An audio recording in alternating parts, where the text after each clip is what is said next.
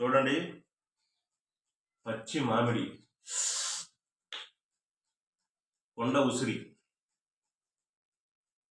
నిమ్మకాయ, చింతకాయ. వా ఫస్ట్ కొండ ఉసిరి పోతాం, తర్వాత వచ్చేసి మామిడి కాయ కోద్దాం, పచ్చి మామిడి.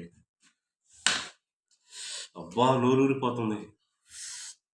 తర్వాత నిమ్మకాయ కోద్దాం. అబ్బా, తర్వాత చింతకాయ కోద్దాం. పచ్చిగానే ఉంది ఇది.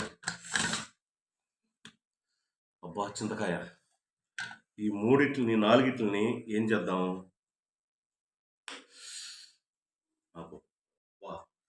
వీటిని చూస్తుంటే నూరు ఊరిపోతుంది. నా వల్ల అయితే కావట్లే, ఆగలేకున్నా నేనైతే.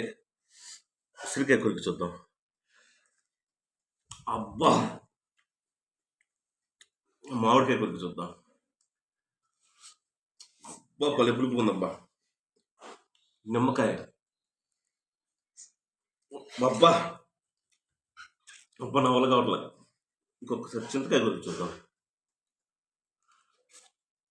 అబ్బా, భలే పులుపు కూడా. అబ్బా, బాగా చూడండి.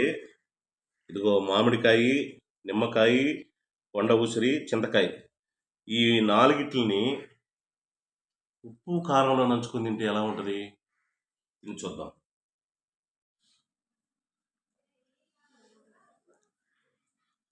అబ్బా, ఉప్పు కారంలో బ్రహ్మాండంగా ఉంది మామిడికాయ. నిమ్మకాయ ఎవరన్నా తిని చూసారా? నేను తిని చూస్తాను. ఉప్పు కారం, అబ్బో, ఇదైతే తట్టుకోలేదు.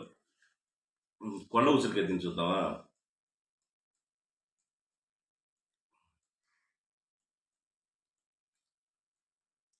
అబ్బా, ఇదైతే మరి చేదుగా ఉంది. పులుపు చేదు అన్నీ ఉన్నాయి. ఇంకపోతే చింతకాయ.